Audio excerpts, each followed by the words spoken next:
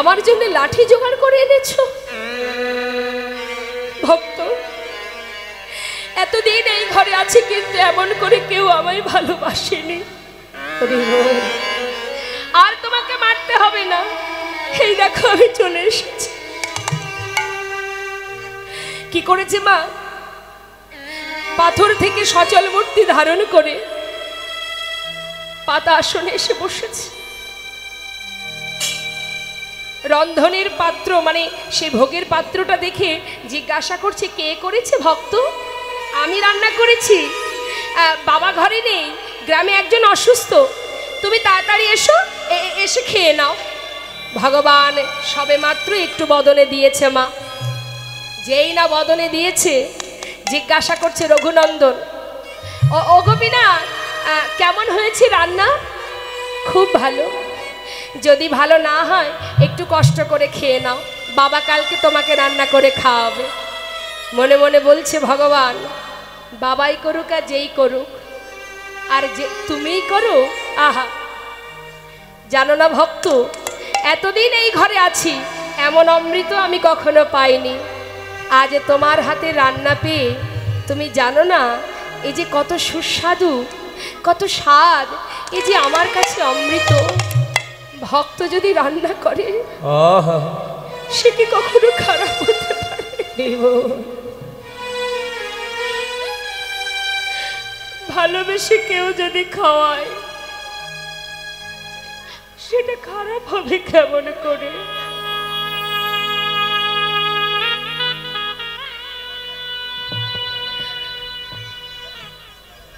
বলছি ভক্ত, খুব সুন্দর হয়েছে, সুস্বাদু হয়েছে। একটু একটু করে সেবা করছে। আর এদিকে রঘুনন্দন মনে মনে চিন্তা করছে, যেই না লাঠির ভয় দেখিয়েছি আর সেই চলে এসেছে। শিগগিরই খেয়ে নাও। খাচ্ছি। খেতে খেতে প্রায় শেষ বাবা।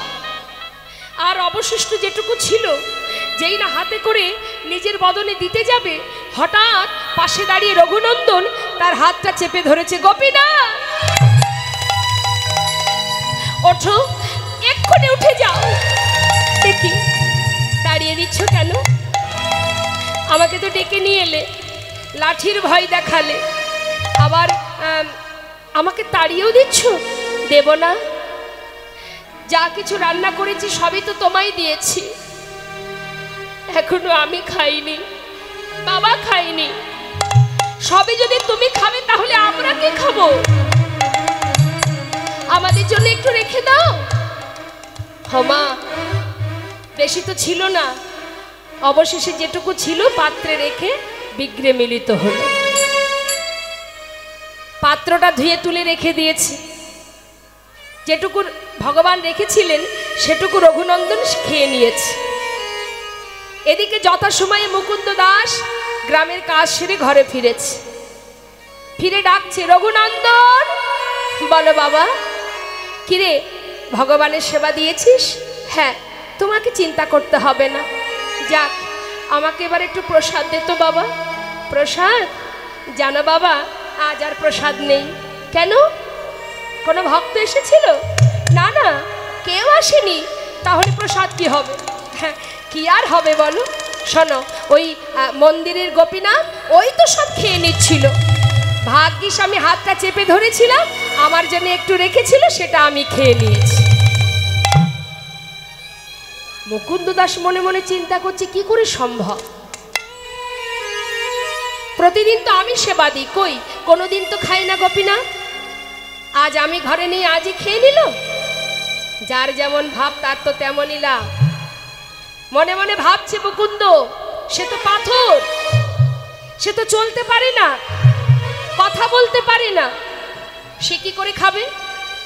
আমার ছেলে নিজে খেয়ে ওই পাথরের বিগ্রহের নামে দোষ দিচ্ছে। কারণ সে তো এসে বলবে না, ও মুকুন্দ, আমি কিন্তু খাইনি, তোমার ছেলে খেয়েছে। বলবে কি করে? সে তো পাথর, সে তো চলতে জানে না। মনে মনে তার ভাবনা, সেটা পাথর।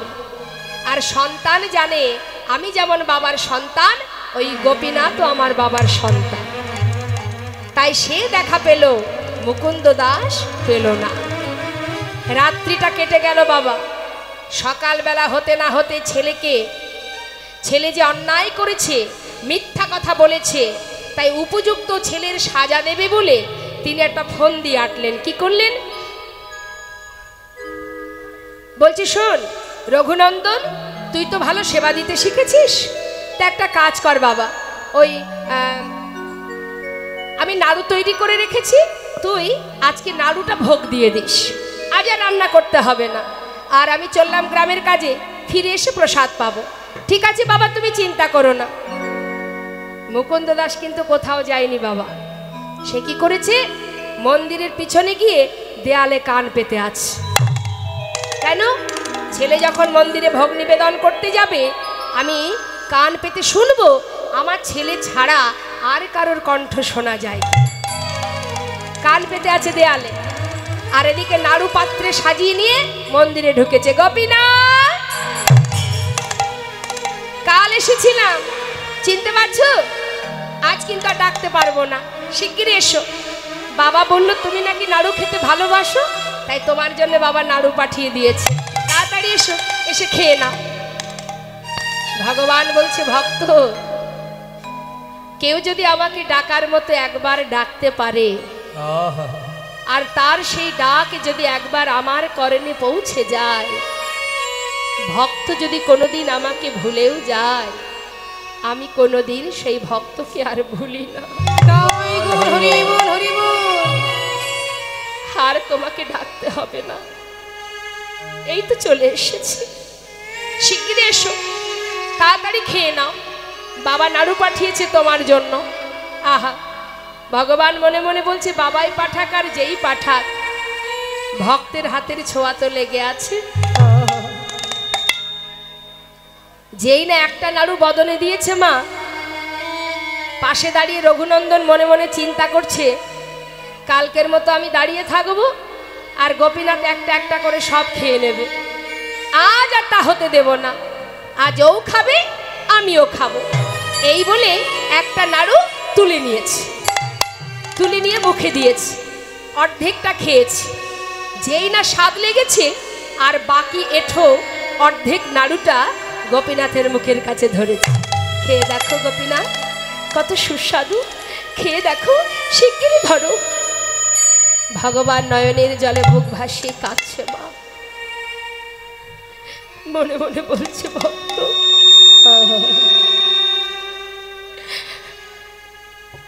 এত ভালোবাসো তুমি আমায়,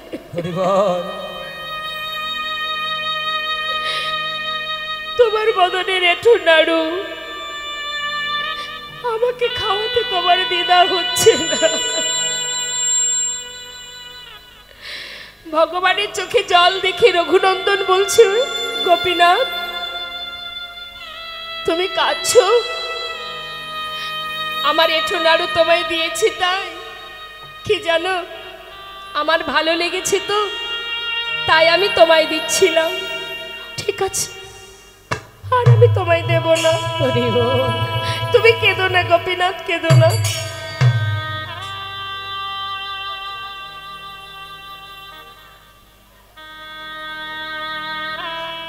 ভগবান বলছে, জানো ভক্ত, আমি সেজন্য খাচ্ছি না। আমি কাঁদছি কেন জানো? তুমি যদি তোমার এঁঠো নাড়ুটা আমাকে খাওয়াতে পারো, তাহলে কি আমি আমার এই প্রসাদী নাড়ু তোমাকে খাওয়াতে পারি? বেশ তো, তাহলে তুমি আমাকে খাওয়াও, আমি তোমাকে খাওয়াই। ভগবান তার প্রসাদী নাড়ু দিচ্ছে ভক্তের বদনে, আর ভক্ত তার এঁঠো নাড়ু দিচ্ছে ভগবানের বদনে। ভক্ত ভগবানের মধুর মিলন, মধুর প্রেমে, মধুর ভালোবাসা দেখবার জন্য মুকুন্দ দাস ছটফট করছে। সে মনে মনে চিন্তা করছে, আমার পুত্র ছাড়া আরো একজনের কণ্ঠ শোনা যায়, তবে কে সে? ছুটে এসে মুষ্টা আঘাতে দরজা খুলেছে। যেই না দরজা খুলেছে বাবা, তার আগেই ভগবান অর্ধনাড়ু হাতে করে বিগ্রহে মিলিত হয়ে গেলেন। মুকুন্দ দাস এতদিন ভগবানকে দেখেছেন, হাতে ছিল তার বাঁশি, আজ হাতে অর্ধনাড়ু দেখে তার মনের সন্দেহ দূর হয়ে গেল। ছুটে গিয়ে সন্তানকে বুকের মধ্যে জড়িয়ে ধরেছে। রঘুনন্দন, আমায় ক্ষমা করে দে বাবা, আমায় ক্ষমা করে দে। আমি অপরাধ করেছি। রঘুনন্দন, আমার কোলে আয় বাবা, আমার কোলে আয়। ওরে, আমি যাকে এতদিন সেবা দিয়েছি শুধু পাথর ভেবে, যার কারণে আমি তার দেখা পাইনি বাবা, কিন্তু তুই সেবা দিয়েছিস নিজের জন ভেবে, তাই তো তার তুই দেখা পেলি। আমার কোলে আয়, তোর মতো সন্তানকে বুকে জড়িয়ে ধরে এতদিনের আমার যে ভগবানের সেবা সবই যে অযোগ্য হয়ে গেছে। আয় বাবা, তোকে জড়িয়ে ধরে আমার অযোগ্য দেহ আমি যোগ্য করি। এতদিনের অযোগ্য দেহ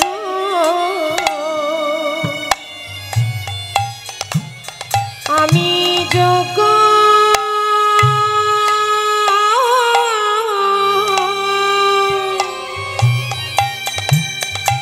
আমি যোগ্য করি। তোর মতো ভক্ত সন্তানী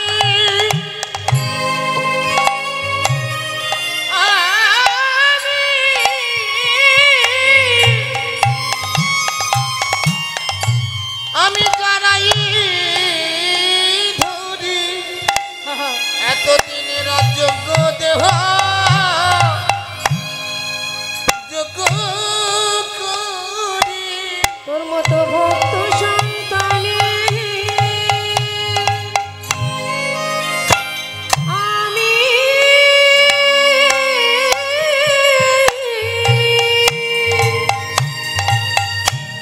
আমি জড়াইয়ে জড়াইয়ে ধরি। তোর মতো ভক্ত সন্তানী জড়াই ধরি, এতদিনের অযোগ্য দেহ যোগ্য করি। তখনই মা উদয় হলো সচিগর্ভ সিন্ধু মাঝে, বাল্যলীলা সম্পন্ন করে বিদ্যাভাসে দিগ্বিজয়ী পণ্ডিত হলেন। এখন বিদ্যাভাসে দিগ্বিজয়ী পণ্ডিত হবার পর বিষ্ণুপাদ পদ্মে পিতার জন্য পিণ্ড দান করলেন। পিতা যখন ইহলোক ছেড়ে পরলোক গমন করলেন, মানে আস্তে আস্তে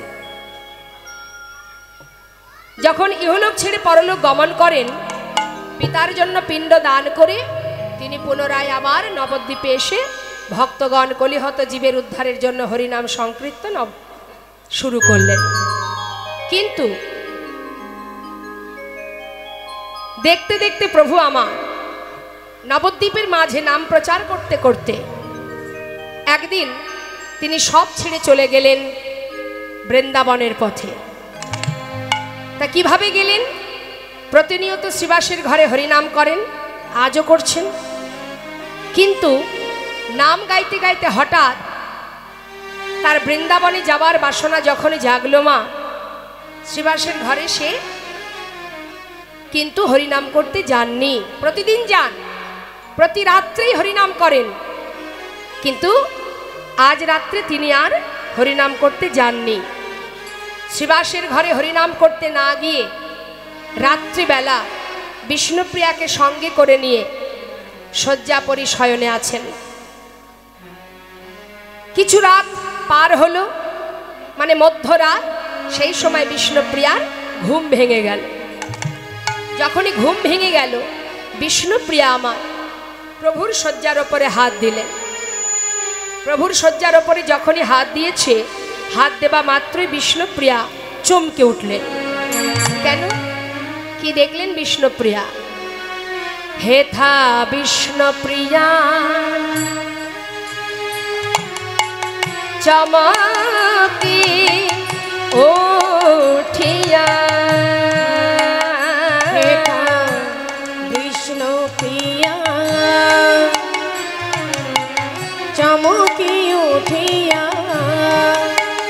অগা পালঙ্কে বুলায় হাতি গা ওই না পালঙ্কি বুলায়ে হাতি গো পালঙ্কে বুলায় হাতি গা এই পালঙ্কে বুলায়ে হাতি গো প্রভু না দেখিয়া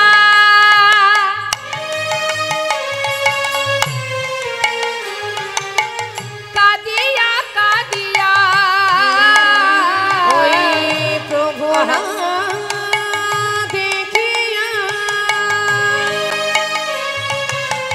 কাঁদিয়া কাঁদিয়া শিরে হানে করা হাতি গা ওই না প্রভু না দেখিয়া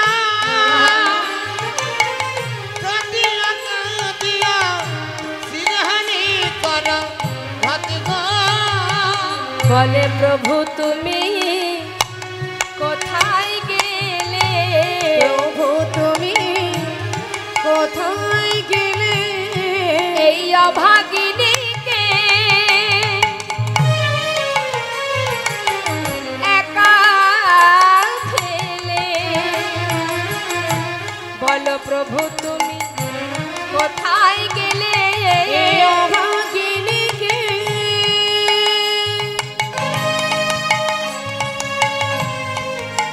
তুমি একা ফেলে হরি বল। বলো প্রভু কোথায় গেলে বলি এই কি তোমার মনে ছিল বলে এই কি তোমার মনে ছিল তুমি অভাগিনীকে কাদায়ে অবা চলে যাবে প্রভু এই কি তোমার মনে ছিল অভাগিনীকে কাঁদাই চলে যাবে এই কি প্রভু মনে ছিল ক্ষমা বিষ্ণুপ্রিয়া প্রভুর শয্যার উপরে হাত দিয়ে যখন গৌরহরিকে পাচ্ছেন না মনে মনে চিন্তা করছেন এত রাত্রে প্রভু আমার শয্যা ছেড়ে গেলেন কোথায় ঘর থেকে বাইরে বেরিয়ে বাড়ির চারিপাশে খুঁজে বেড়াচ্ছে কোথায় গেলেন প্রভু চিৎকার করে ডাকছে প্রভু প্রভু এত রাত্রে তুমি কোথায় গেলে আমি তোমায় দেখতে পাচ্ছি না কেন প্রভু কোথায় গেলে তুমি সাড়া পাচ্ছে না মা মনে মনে চিন্তা করছে তিনি গেলেন কোথায় আমি তো নবদ্বীপে আমার সচিমা মানে শাশুড়ি ছাড়া আমি তার কাউকে চিনি না তবে কি একবার সচিমায়ের কাছে গিয়ে জিজ্ঞাসা করব তাড়াতাড়ি করে মধ্যরাত মা চারিদিকে সবাই ঘুমাচ্ছে প্রভু চলে গেছেন একাকিনী বিষ্ণুপ্রিয়া মা সচিমায়ের অঙ্গনে এসে ডাকছে মা মা একটু দরজাটা খোলো না মা মা সচিমা বলছে কি বৌমা এত সকাল সকাল ঘুম থেকে উঠেছো কি হয়েছে তোমার বলো বিষ্ণুপ্রিয়া সচিমায়ের সম্মুখে দাঁড়িয়ে কোনো কথা বলতে পারছে না বাবা কি বলবে সে কারণ মায়ের তো বয়স হয়েছে চিন্তা করছে এই যে ছেলে ঘরে নেই কথাটা শুনে যদি মা সহ্য করতে না পারে কি করে বলবে সে দাঁড়িয়ে আছে আর সচিমা জিজ্ঞাসা করছে বৌমা কি হয়েছে বলো আমাকে বলো কি হয়েছে মা প্রভুকে নিয়ে একই শয্যায় শয়নে ছিলাম হঠাৎ আমার ঘুম ভেঙে গেল সঙ্গে সঙ্গে প্রভুর শয্যার উপরে আমি হাত দিলাম হাত দেবা মাত্রই কি দেখলাম জানো মা তোমার সন্তান আমার প্রভু সে আর নদিয়ায় নেই মা নবদ্বীপ ছেড়ে চলে গেছে চিরতরে আমাকে কাঁদিয়ে চলে গেছে মা সে আর ঘরে নেই মা সচিমা বলছে বৌমা আমার নিমাই চলে গেছে আমি তোমার কথা বিশ্বাস করতে পারছি না। সে আমাকে না বলে যাবে কোথায়? বৌমা, এক কাজ করো তো মা, আমাকে একটু নিয়ে চলো না, আমি নিজে চোখে দেখতে চাই। বিষ্ণুপ্রিয়া সচিমায়ের হাত ধরে যেই না নিয়ে গেল মা, দেখছে কি পড়ে আছে সন্তানের গলার বনফুলের মালা, পড়ে আছে চরণের নূপুর, কিন্তু নিমাই ঘরে নেই। মা মনে মনে চিন্তা করছে তবে নিমাই গেল কোথায়? তবে কি নদিয়ার পথে পথে সে হরিনাম করে বেড়াচ্ছে? না না, আমাকে তো একটু দেখতে হবে। তাড়াতাড়ি করে সচিমা বিষ্ণুপ্রিয়াকে বলছে, বৌমা তুমি এক কাজ করো, তুমি দুঃখ করো না, ঘরে থাকো, আমাকে একটা লণ্ঠন দাও, কারণ চারিদিকে অন্ধকার, পথঘাট আমি অত চিনি না, তারপরে বয়স হয়েছে, চোখে ভালো দেখতেও পাই না, আমাকে একটা লণ্ঠন দাও, আমি নিমাইকে খুঁজে আমি ঘরে ফিরিয়ে আনবো। তুমি চিন্তা করো না, আমি তোমায় কথা দিচ্ছি, আমি তাকে ফিরিয়ে আনবই আনবো, কেমন? বৌমাকে সান্ত্বনা দিয়ে হাতে লণ্ঠন নিয়ে এবার যাত্রা করলেন। যাচ্ছে তুরিতে যা জ্বালায়ে বাতি, মা খুঁজিছে না এতে ওতে, তুরিতে যা জ্বালায়ে বাতি, মায় আমার খুঁজিছে না এতে ওতে। ওরে নিমাই রে, ওরে নিমাই রে, নিমাই রে,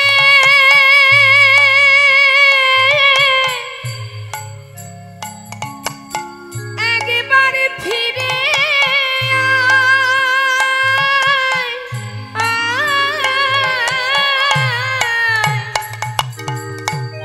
ওরে আমার নিমাই রে, নিমাই রে,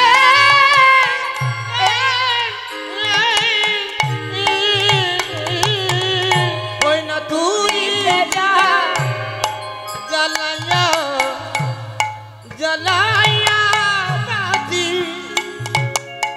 মায় আমার খুঁজেছে না ইতিয়তি। কোন ঠাই মামা, নিমাই তো আর নদিয়ায় নেই। মা সচিমা রাত্রের অন্ধকারে খুঁজছে, পাচ্ছে না, বলে কোন ঠাই উদ্দেশ্য নাহি পাইয়া, কোন ঠাই উদ্দেশ্য নাহি পাইয়া। ওই না কোনো হরিব আজি উদ্দেশ্য না পাইয়া গো, কোনো ঠাই উদ্দেশ্য না পাইয়া। বলে একবার নিমাই তুই ফিরে আয় রে, বলে একবার নিমাই ফিরে আয় রে, ওরে আমার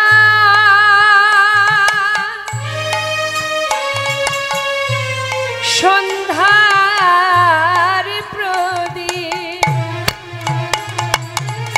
একবার মা বলে আমার কোলে আয় রে, ওরে আমার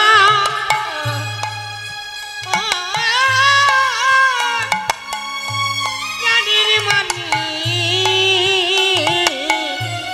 একবার আমার কোলে আইরে।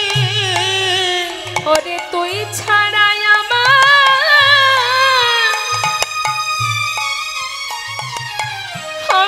কে বা আছে, একবার মা বলে ফিরে আয় রে। ওই রে তুই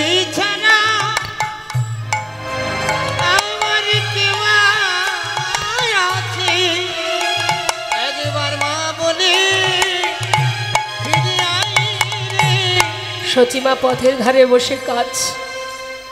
নিমাইকে না নিয়ে বাড়ি ফিরবে কি করে? ঘরে অভাগিনী বৌমা, তাকে কি সান্ত্বনা দেবে সে? বয়স হয়েছে মা সচিমায়ের।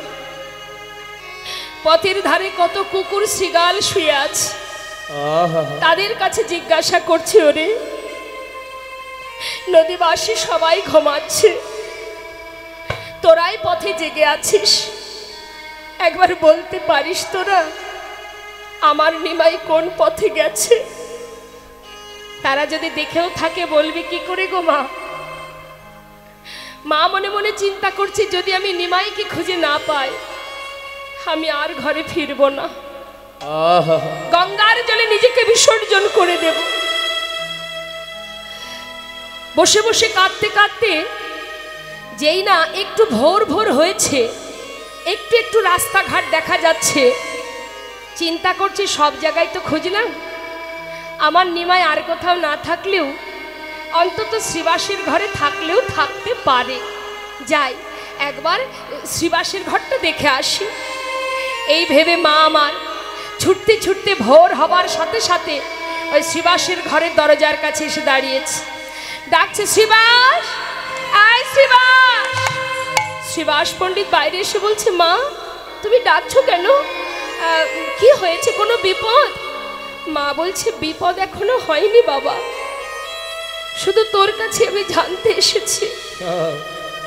আমার নিমাইকে সমস্ত নবদ্বীপের পথে পথে আমি খুঁজেছি, কোথাও পাইনি, তো আমার বিশ্বাস নিমাই তোর ঘরে আছে, তোর ঘরেই তো সারা রাত কীর্তন করে, বল না বাবা তোর ঘরে কি আমার নিমাই আছে? শুধু এই কথাটা বল, আমি শুনেই চলে যাব। আমার ঘরে অভাগিনী বৌমা, সে যে তার প্রভুর জন্য কাঁদছে, বল না বাবা। যদি আপনারা কেউ দক্ষিণা দিতে চান, এইখানে পাত্র আছে, এই পাত্রে রেখে দেবেন, ঠিক আছে? লীলা চলাকালীন আমার কাছে দেওয়ার দরকার নেই, এখানে দিলেও আমিই পাবো।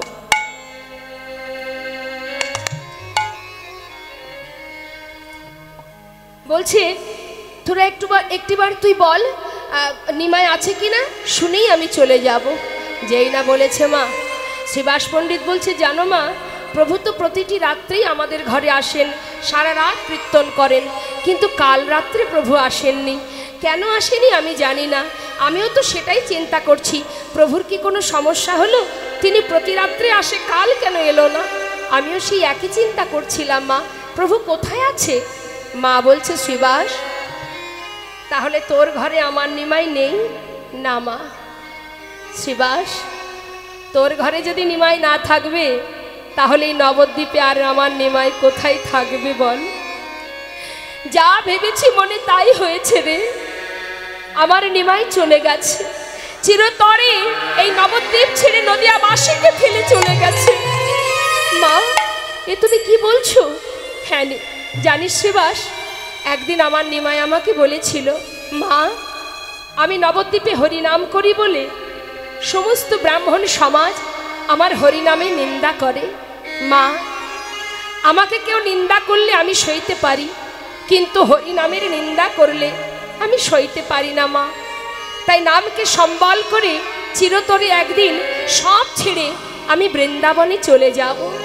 শ্রীবাস, আমার নিমাই যা বলেছে তাই করেছে।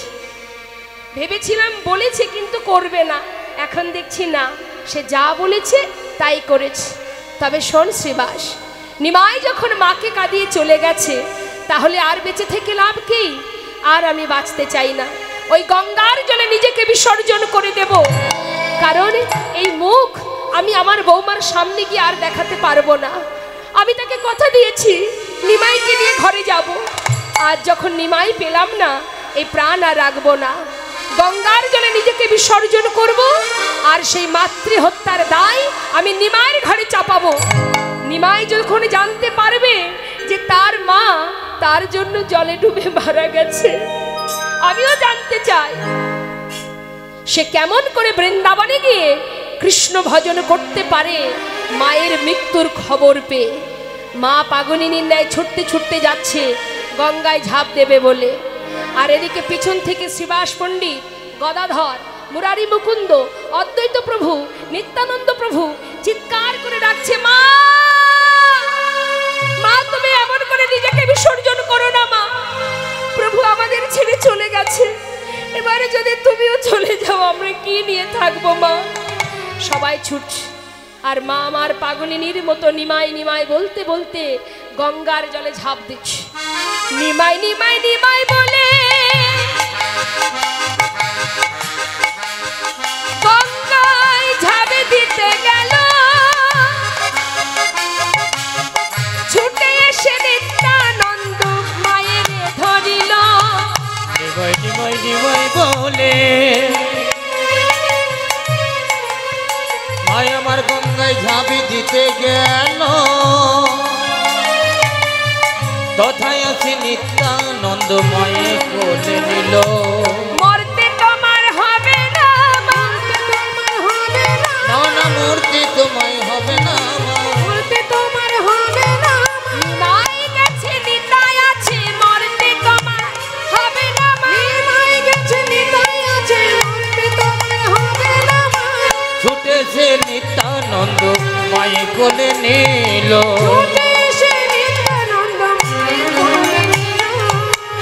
মা কেঁদো না মা, আমার কথা শোনো, আমি তোমার নিতাই বলছি, তোমার নিমাইকে আমি তোমার কাছে ফিরিয়ে আনবো। মা বলছে, নিতাই তুই আমাকে সান্ত্বনা দিচ্ছিস? যে ছেলে একবার সন্ন্যাসী হয়ে চলে যায় সে আর ফেরে না বাবা, তুই আমাকে সান্ত্বনা দিস না, আর আমাকে মা বলেও ডাকিস না। কেন জানিস? মা ডাক শোনার স্বাদ আমার মিটে গেছে। মা আমার কথা শোনো, আমি 3 দিনের মধ্যে ভাইকে তোমার কাছে ধরে আনবো।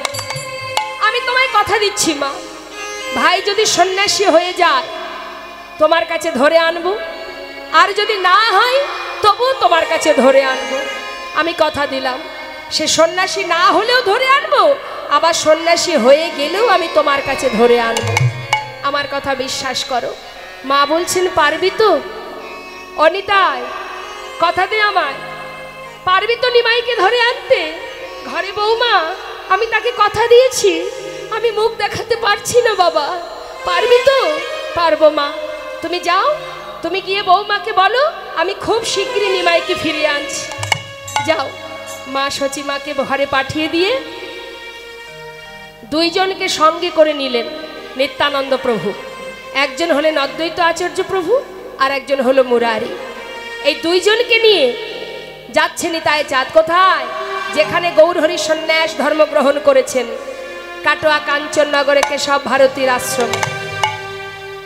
সেখানে পৌঁছে ডাকছে, গুরুদেব ও গুরুদেব, এখানে ভাই নিমাই এসেছিল। একই নিতাই, এসো এসো এসো।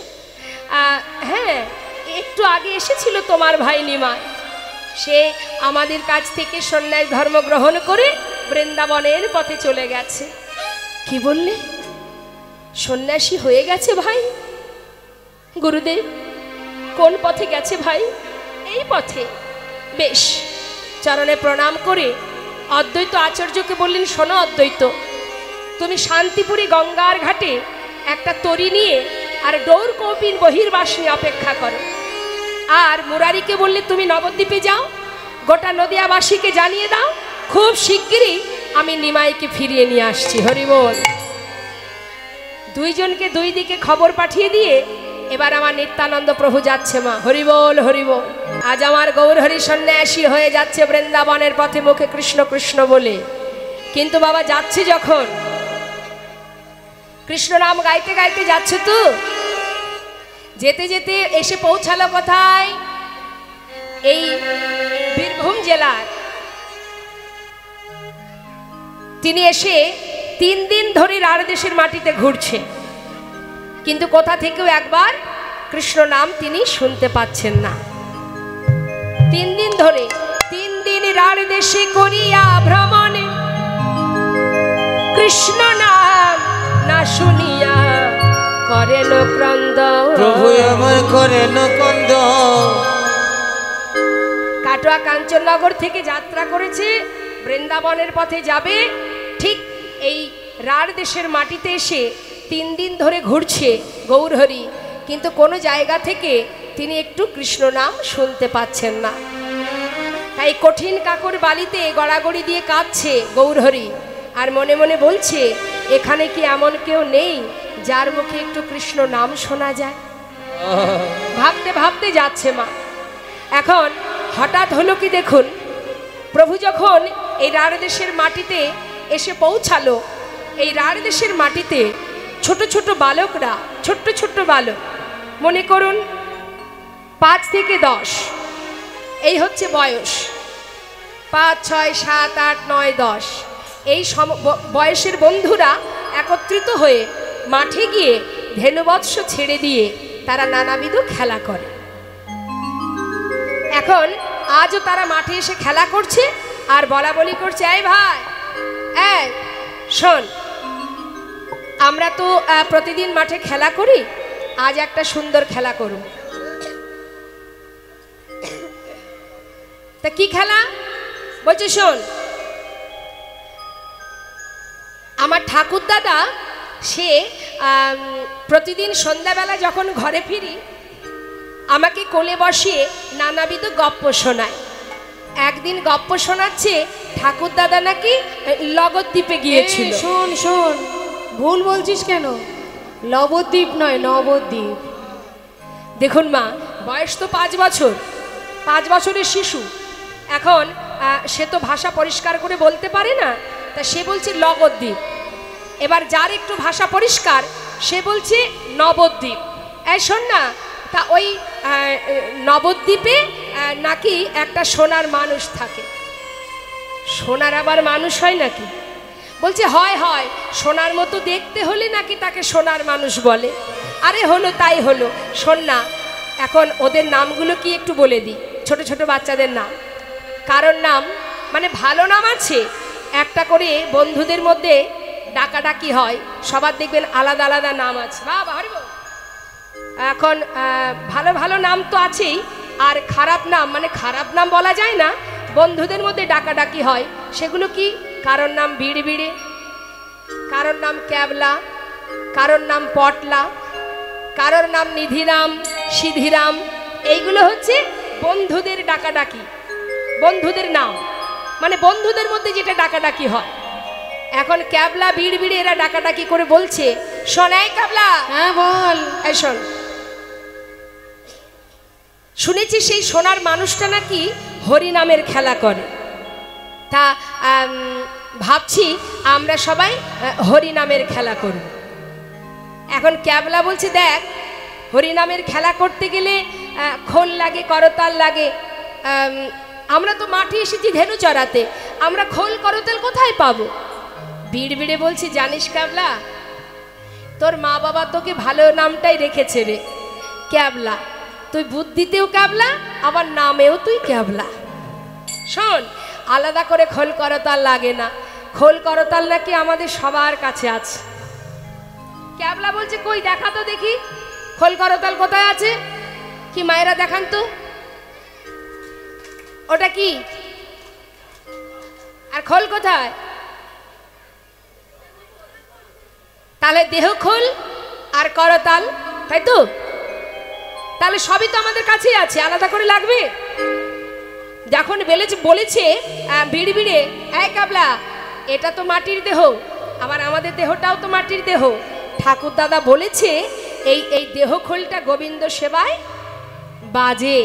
কতক্ষণ বাজে? শোন, বাজে খোল, বাজে খোল, বাজে খোল, বাজে খোল, বাজে খোল, বাজে খোল, বাজে খোল, বাজে খোল, হরি নামে কৃষ্ণ নামে বাজে খোল, বাজে খোল, এই না হরি নামে কৃষ্ণ নামে বাজে খোল, বাজে খোল, দেহে প্রাণ আছে যতক্ষণ বাজে খোল, বাজে এই খোল। দেহে প্রাণ আছে যতক্ষণ বাজে খোল, বাজে খোল। তাহলে যত সময় প্রাণ আছে তত সময় দেহ খোলটা বাজে, মানে বাজানো যায়। আবার কখনো কখনো এই দেহ খোল বাজে হয়ে যায়। এই বাজেটা কোন বাজে? যেটাকে বলে খারাপ হয়ে যাওয়া, নষ্ট হয়ে যাওয়া। সেটা কি? সেটা হচ্ছে বাজে খল বাজে খল বাজে খোল বাজে খোল বাজে খল বাজে খল। বাজে খোল বাজে খোল। বাজে মানে খারাপ। কখন হয় বললেন? প্রাণ পাখি উড়ে গেলে হয় বাজে খল বাজে ওই খল। প্রাণ পাখি উড়ে গেলে হয় বাজে খোল বাজে খোল। দেহের প্রাণ পাখি উড়ে গেলে কাজের নয় কাজের নয় হরি বল। কাজের নয় কাজের নয় প্রাণ পাখি উড়ে গেলে বাজে খাও বাজে খাও। হরি বল হরি বল। তাহলে এই খোলটা যত সময় প্রাণ থাকে তত সময় বাজে, আর যখন প্রাণ থাকে না তখন হয়ে যায় বাজে মানে খারাপ। তাহলে হলো খোল আর করতাল আছে তো সবার কাছে। করে করতালি করে করো তালি সবাই করে করতালি, সবাই করে করতালি, মুখে বলো হরি হরি করে করতালি। একবার মুখে বলা হরি হরি করে করতালি। একবার মুখে বলো হরি হরি, দেহ খোল করতাল বাজায়। মুখে বলো হরি হরি ওই খোল করতাল বাজাই, মুখে বলো হরি হরি করে করতালি। এত সুন্দর হরিনাম করছে ছোট ছোট শিশুরা, আর কি প্রভু থাকতে পারেন? গোপা বালকের মুখে শুনিয়া কৃষ্ণ না, তথায় আসিয়া প্রভু করেন বিশ্রাম। করেন বিশ্রাম। যেই না মা কাছে এসে গৌরহরি দাঁড়িয়েছে, প্রভুর সেই অপরূপ রূপ দর্শন করে ছোট ছোট বালক ভীত হয়ে এই কাবলা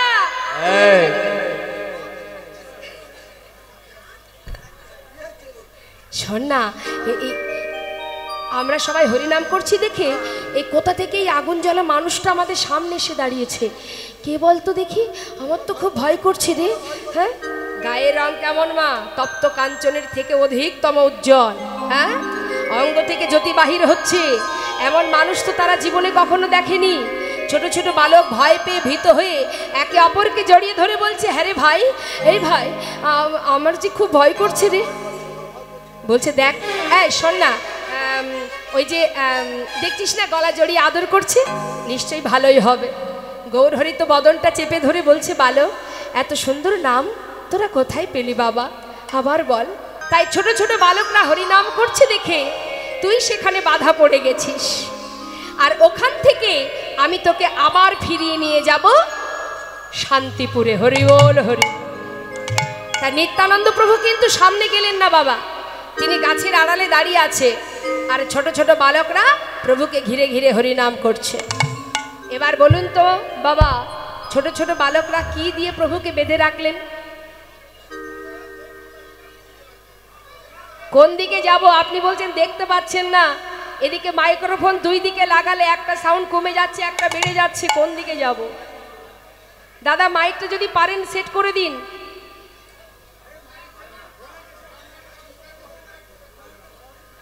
দুটো মাইকের সাউন্ড দুই রকম হচ্ছে তো সমস্যা হয়ে যাচ্ছে, দেখুন পারেন যদি আপনি সেট করে দিন। হ্যাঁ, আমি তো আমার গান করছি কিন্তু পিছন থেকে সব চিৎকার করছে, ওই জন্য বললাম আর কি। বেশ ঠিক আছে। হ্যাঁ বাবা, সব দিকে ঘুরবো, চিন্তা নেই, সব দিকে ঘুরে ঘুরেই বলবো। এবার কি করছে দেখুন মা, ছোট ছোট বালকের মাঝখানে তিনি যে বাধা পড়ে গেলেন, কিসের দ্বারা? অর্থ দ্বারা। তাহলে বাঁধলো কিভাবে? ভালোবাসা দিয়ে, ভক্তি দিয়ে। হ্যাঁ, তাই বলছে মহাজন, কেবল ভক্তি ডরে যাই গো বাধা, ভক্তি ডোরে যাই গো বাধা, শুধু ভক্তি ডরে, কেবল ভক্তি ডোরে তাকে যাই গো বাধা, সহজ সরল হৃদয় ডরে যাই গো বাধা সহজ সরল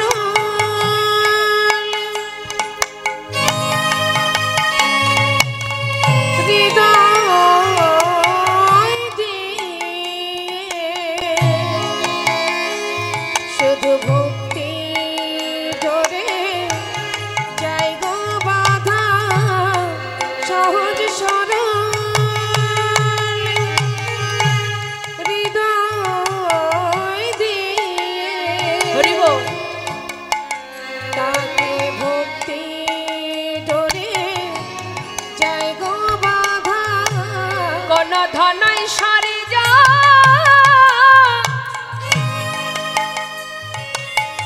লাগে না গো শুধু ভক্তি ডরে তারে যাই গো বাধা কোন ধন সহ্য লাগে না গো।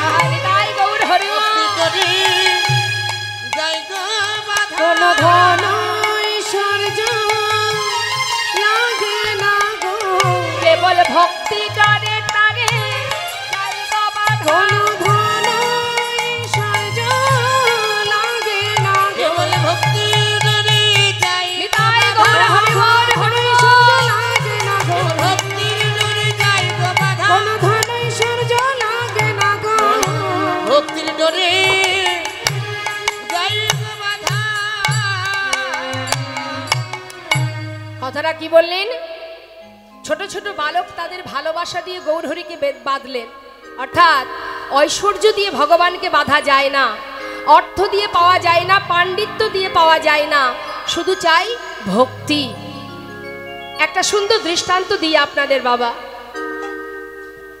শ্রীখণ্ড নিবাসী মুকুন্দ দাসের একমাত্র পুত্র, যার নাম রঘুনন্দন। এই ছেলেটির বয়স হচ্ছে 12 বছর, মন দিয়ে শুনবেন। আর এই 12 বছরের শিশু, আর ঘরে আছে গোপীনাথ বিগ্রহ আর মুকুন্দ দাস, এই তিনজনের সংসার। প্রতিদিন মুকুন্দ দাস দ্বারে দ্বারে ভিক্ষা করে, আর তিনি একটু কবিরাজি জানতেন। আগেকার সময়তে এত ওষুধ ছিল না, এখন কেউ গ্রামে অসুস্থ হলে ওই কবিরাজের যেতে হতো সুস্থতা করার জন্য। এখন ওই গ্রামে একজন অসুস্থ হয়েছে বলে মুকুন্দ দাসের ডাক পড়েছে। এখন মুকুন্দ দাস যখন গ্রামে অসুস্থ ব্যক্তিকে সুস্থ করার জন্য যাচ্ছে, ঠিক সেই সময় ওমা ঘরের মধ্যে ছোট্ট ছেলে, 12 বছরের ছেলে, তার উপরে দায়িত্ব দিয়েছে ঘরে গোপীনাথের সেবা। বলছে, বাবা আমি বড় চিন্তায় পড়েছি, একা মানুষ কোন দিকে যাব? গ্রামে একজন অসুস্থ, সেখানেও যেতে হবে, আবার ঘরে গোপীনাথের সেবা, আমি কোন দিকে যাই বল? তা তুই একটা কাজ কর, তুই পারবি বাবা ওই গোপীনাথের সেবাটা দিয়ে দিতে? বলছি, কেন পারবো না? শোনো বাবা, তুমি চিন্তা করো না, তুমি চলে যাও, আমি ঠিক সেবা দিয়ে দেব। যাক শোন, রান্নাঘরে সব কিছু গোছানো আছে। দেখুন মা, ভক্তি দিয়ে ভালোবাসলে ভগবানকে ধরে রাখা যায়, বেঁধে ফেলা যায়, তারই প্রমাণ। যেই না বাবা চলে গেল, রন্ধনশালায় গিয়ে জীবনে কখনো রান্না করেনি মা, আজই প্রথম রান্না করবে। কি করেছে বাবা? রন্ধনশালায় গিয়ে যা কিছু সাজানো গোছানো ব্যঞ্জন আছে সব এক পাত্রে ঢেলে দিয়ে রান্না বসিয়েছে। রান্না করছে আর বলছে, ও গোপীনাথ, আমি কিন্তু জীবনে কখনো রান্না করিনি, আজ বাবা ঘরে নেই তাই আমি রান্না করছি, তুমি একটু কষ্ট করে খেয়ে নিও, কালকে বাবা ঘরে ফিরে তোমাকে ভালো করে রান্না করে খাওয়াবে। সহজ সরল মনে সুন্দর করে রান্না করেছে, যেমন পেরেছে তেমন রন্ধন করেছে। রন্ধন করে পাত্রে সাজিয়ে নিয়ে এবার মন্দিরে ঢুকেছে। মন্দিরে ঢুকে ডাকছে, গোপীনাথ, ও গোপীনাথ, এসো খেয়ে নাও, তাড়াতাড়ি এসো, জানো আজ আমি রান্না করেছি, বাবা ঘরে নেই, কোনোদিন রান্না করিনি গো, আজ আমি তোমার জন্য রান্না করেছি, বাবা বলল তোমাকে খাওয়াতে হবে তাই আমি এসেছি, তাড়াতাড়ি এসো। আসছে না, এত ডাকছে তবু আসছে না। আমরাও তো ভগবানের সেবা দিই মা। আসে আসে না? আমরা সেবা দিই কি করে? চিত্রপট ভেবে বা বিগ্রহ ভেবে, আপন জন ভেবে তো আর সেবা দিই না, তাই সে আসে না। ও গোপীনা, কি হলো? দাঁড়িয়ে আছো যে? এসো, তাড়াতাড়ি এসো। তাও আসছে না, কি ব্যাপার? আসছে না কেন? প্রতিদিন বাবা খাওয়ায়, সেদিন খেয়ে নেয়, আর আজ আমি এসেছি বলে খাবে না? বেশ, দাঁড়াও। সোনা গোপীনা, আমি যখন না খাই বাবা আমাকে লাঠি দিয়ে মেরে মেরে খাওয়ায়। তুমি যদি ভালো চাও চলে এসো, না হলে ঘর থেকে বাইরে বেরিয়ে খুঁজে খুঁজে একটা লাঠি জোগাড় করেছে বাবা। লাঠি জোগাড় করে এসে বলছে, শোনো, যদি ভালো চাও চলে এসো, না হলে আমি তোমাকে মেরে মেরে নিয়ে আসবো। আর কি ভগবান থাকতে পারে মা? এমন ভাবে যদি কেউ ভালোবাসে, পাথরের মধ্যে আর থাকতে পারছে না, মনে মনে বলছে ভক্ত, যে দৃষ্টান্তটা আমি বললাম মা, তার সাক্ষাৎ প্রমাণ আপনারা নিজেরা গিয়ে দেখে আসতে পারবেন। শাস্ত্রেই আছে, অদ্যাপি শ্রীখণ্ডপুরে অর্ধনারু আছে করে, দেখেন যত ভাগ্যবান জনে। শ্রী রঘুনন্দনী যে অভিন্ন মদন সে, উদ্ধব দাস রসঘনে। দর্শন করে আসবেন পূর্ব বর্ধমান জেলায় সেই শ্রীখণ্ডে আজও অর্ধনারু হাতে নিয়ে ভগবান দাঁড়িয়ে আছে। হরিবোল হরিবোল। তা মাগো,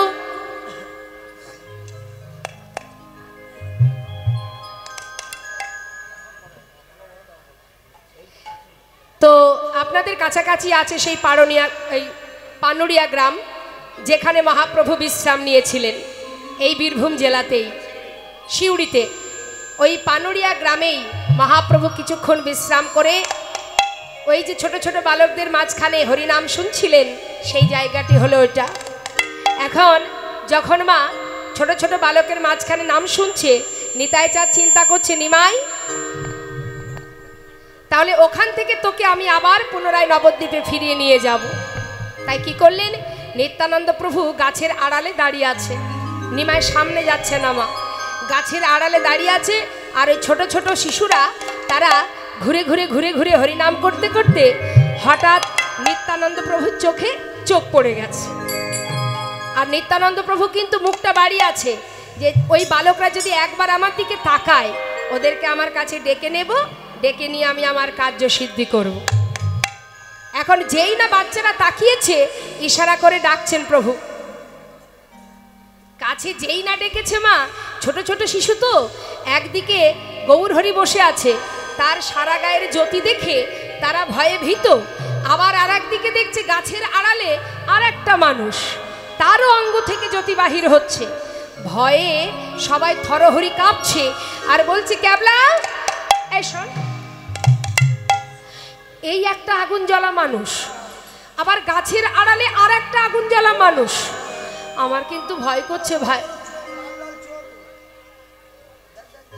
তাই তো, হ্যাঁ রে, মনে হচ্ছে এই মানুষটা ভালো, কিন্তু ওই মানুষটা মোটেও ভালো নয়। আবার দেখ, ইশারা করে ডাকছে। হ্যাঁ হ্যাঁ রে, আমার মন বলছে কি জানিস, ছেলে ধরাই এসেছে, ছেলে ধরাই এসেছে, ছেলে ধরাই এসেছে, ধরে নিয়ে যাবে বলে, ছেলে ধরাই এসেছে, আমাদের ধরে নিয়ে যাবে বলে, ছেলে ধরাই এসেছে, ধরে নিয়ে যাবে বলে, কাঁধে একটা বড় ঝোলা। হরিবল হরিবল। কাঁধে একটা বড় ঝোলা, ধরে নিয়ে যাবে বলে, ছেলে ধরাই এসেছে, ছেলে ধরা এসেছে। কাঁধে একটা বড় ঝোলা আছে, দেখেছিস তো? ওই ঝোলার মধ্যে ভরে নিয়ে চলে যাবে, আমি যাব না। এই যা, তুই যা, যা, ডাকছে যা। আরে আমারও ভয় করছে, আমিও যাব। আমিও যাব না, তুই যা, তুই যা।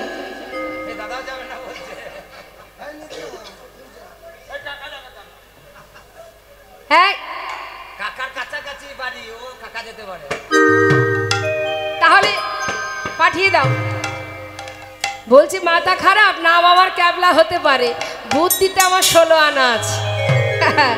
ছেলে ধরার কাছে যাব আর আমাকে ধরে নিয়ে যাবে, আমার মা কাঁদবে না? বাবা বিড় বিড়ে বলছে, ও ক্যাবলা বেশ তো বুদ্ধি আছে দেখছি, হ্যাঁ যাবি না? কেউ যাবি না? ছেলে ধরার কাছে কে যাই বলো দেখি?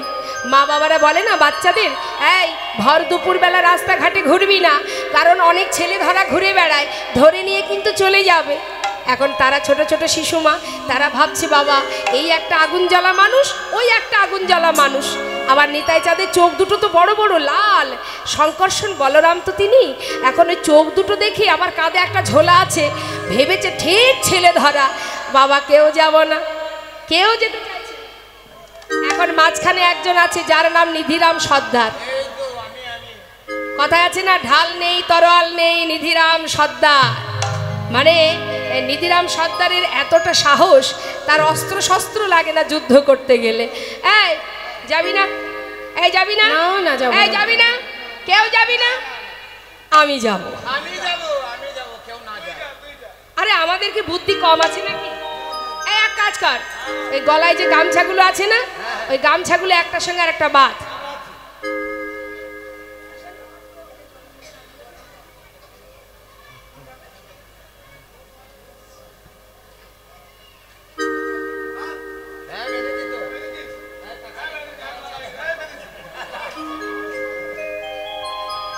দেও একটা কোণা আমাকে দাও। এই ক্যাবলা মন দিয়ে শুনবি, ঠিক আছে? এই গামছার একটা কোণা মাজায় বাঁধবো। অনেকগুলো গামছা একসঙ্গে বাঁধলে কি হয়, অনেক লম্বা হবে তো। এখন লম্বা হয়েছে, বলছি গামছার একটা কোণা আমি মাজায় বাঁধবো, আর একটা কোণা তোরা সবাই ধরে রাখবে। এই শুনছিস তো? নাম ক্যাবলা তো, বুদ্ধিতেও ক্যাবলা। এই ক্যাবলা ওটা ধর। শোন, ওই যখন দেখবি ছেলে ধরার কাছে, মানে ওই ছেলে ধরা আমাকে ঝোলার মধ্যে ভরছে, শুনছিস তো? যখন দেখবি ছেলে ধরা আমাকে ঝোলার মধ্যে ভরছে, তোরা গামছার ওই কোণাটা ধরে সবাই মিলে জোর করে টান দিবি।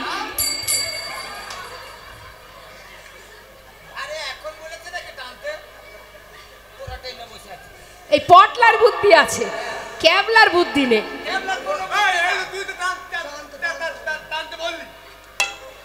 আমি কি টানতে বলেছি? এই জন্য তোর মা বাবা বেছে গুছি ক্যাবলা নামটাই দিয়েছে। আরে যখন ভরবে ঝোলার ভিতরে তখন টানবি। আগে বলবি তো। আগে বলছি না তো কি পরে বলেছি? হবে না, এদের দিয়ে হবে না। এই তোরা থাক, দরকার নেই, তোদের যেতে হবে না, কিছু করতে হবে না, আমি যাচ্ছি। ও মা যাচ্ছে কেমন করে জানেন? বুকের মধ্যে কিন্তু ভয়ে দূর দূর দূর দূর করছে, আবার ওপরে সর্দারি দেখাচ্ছে। এই যাই যাচ্ছে কেমন? হ্যাঁ হ্যাঁ যা। যাচ্ছে কেমন করে?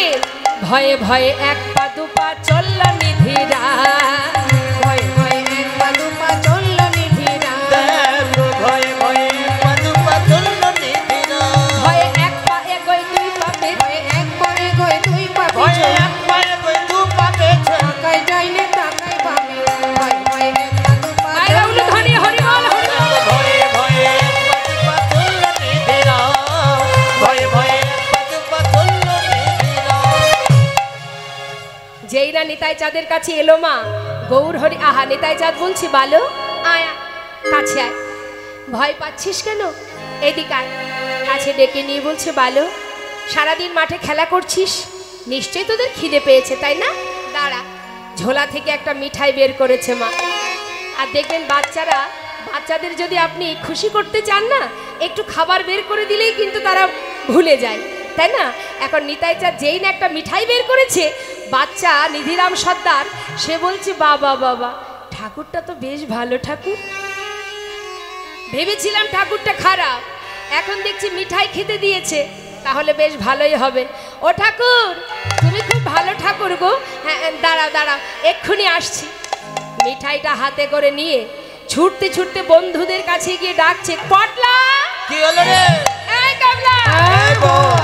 শোন না, এই শোন, এই ঠাকুরটা ভালো, কিন্তু এই ঠাকুরের থেকে ওই ঠাকুরটা না বেশি ভালো। আরে এই ঠাকুর তো শুধু আদর করেছে, কিছু তো আর খেতে দেয়নি। আর ওই ঠাকুর ভালোবেসেছে, আবার এই দেখ মিঠাই খেতে দিয়েছে। যেই না মিঠাই দেখেছে মা, ছোট ছোট শিশুরা তারা দল বেঁধে ওই গৌরহরিকে ফেলে রেখে সবাই নিত্যানন্দ প্রভুর কাছে এসে দাঁড়িয়েছে। হরি বল হরি বল। কাছে এসে বলছে, ও ঠাকুর, ঠাকুর তুমি তো এত ভালো, কিন্তু জানো ঠাকুর, তোমার এই ঝোলাটা দেখে না আমরা ভয় পেয়েছি। ওটা কিসের ঝোলা ঠাকুর? নিত্যানন্দ প্রভু বলছে, ও আমার ঝোলা দেখে ভয় পেয়েছিস? ভয় পাওয়ার কিছু নেই বাবা, শোন, এই ঝোলাটা হলো সিদ্ধি ঝোলা। ও ঠাকুর, হ্যাঁ তুমি কি সিদ্ধি খাও? আরে না, সে সিদ্ধি ঝোলা নয়। তবে? যে সিদ্ধি খেলে নেশা হয়, এটা সে সিদ্ধি ঝোলা নয়। এটা হলো, কি করে বোঝায় বাচ্চাদের মন। শোন, এই ঝোলার কাছে যে যা চায় সে তাই পায়। ও তা মানে জাদু ঝোলা? হ্যাঁ, ঠিক ঠিক ঠিক ঠিক বলেছিস। আমার এই ঝোলাটা হলো জাদু ঝোলা। তাহলে যা চাইবো তাই পাবো? হ্যাঁ, যা চাইবি তাই পাবি। বল কি চাস, বল, তুই যা চাইবি তাই দেব। ছোট ছোট বালক বলছে, ঠাকুর যা চাইবো তাই পাবো? হ্যাঁ, বল কি খাবি বল। সারাদিন মাঠে ঘুরে বেড়াচ্ছিস, নিশ্চয়ই খিদে পেয়েছে। বল কি খাবি, এক্ষুনি তোদের আমি দিয়ে দেব। শোনো শোনো ছোট ঠাকুর, ছোট বালক বলছে, হ্যাঁ বলছি আমরা কিছু খেতে চাই না, আচ্ছা আমরা যা দেখতে চাই দেখাবে তো? হরি বল হরি বল। ওমা, ছোট ছোট বালকরা তো একটু খাবার পেলেই খুশি হয়ে যায়, কিন্তু আজকে দেখুন এই ছোট্ট ছোট্ট বালক, তারা কিন্তু বাবা খাবার চাইছে না। কি চাইছে? মানুষগুলো ছোট হতে পারে, কিন্তু মনটা বিশাল বড়। ও ঠাকুর, আমার ঠাকুর দাদা বলেছিল ওই নবদ্বীপে নাকি সোনার মানুষ থাকে, তো ওই সোনার মানুষকে একবার দেখাতে পারবে? হরি বল হরি বল। যেই না বলেছে ঠাকুর তুমি পারবে, আমরা কিছু খেতে চাই না। ঠাকুর দাদা নবদ্বীপে গিয়ে একটা সোনার মানুষ দেখে এসেছে। পারবে ঠাকুর সেই সোনার মানুষটাকে আমাদের দেখাতে? হরি বল হরি বল। নিত্যানন্দ প্রভু বলছে, বালক, এত বড় চাওয়া তোদের? ওরে, তোদের মতন ছোট ছোট বালকরা কিছু খেতে চাইবে, তা না তোরা সোনার মানুষ দেখতে চাস? বেশ, দেখাবো। তবে আমার একটা কাজ করে দিবি? কি ঠাকুর? যে মানুষটা তোদের মাঝখানে বসে হরিনাম শুনছে, ও যদি তোদের কাছে জিজ্ঞাসা করে যে বৃন্দাবনের পথ কোন দিকে, তোরা বৃন্দাবনের পথটা না দেখিয়ে একটু শান্তিপুরের পথটা দেখিয়ে দিবি। পারবি বাবা? ও ঠাকুর, তুমি মিথ্যা কথা শেখাচ্ছ? ঠাকুর দাদা বলেছে মিথ্যা বললে পাপ হয়, আমরা মিথ্যা বলতে পারবো না। বালক, আজকের এই উপকারের জন্য যদি তোদের কোনো অপরাধ হয়ে থাকে, আমি কথা দিচ্ছি তোদের সমস্ত অপরাধ আমি নিয়ে নেব বাবা। আমার এইটুকু উপকার করে দে। ওই মানুষটার জন্য সমস্ত নদিয়াবাসী কাঁদছে। কি বললে? হ্যাঁ রে, সবাই কাঁদছে। তারা এখন কেমন আছে ঠাকুর? ভালো নেই।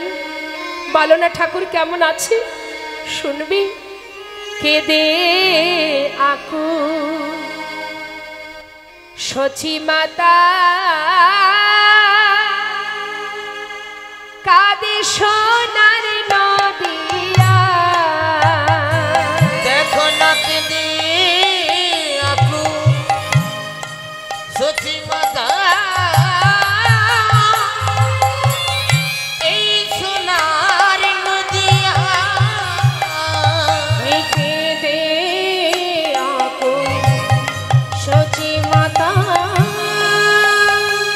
কাঁদে সোনার নদিয়া।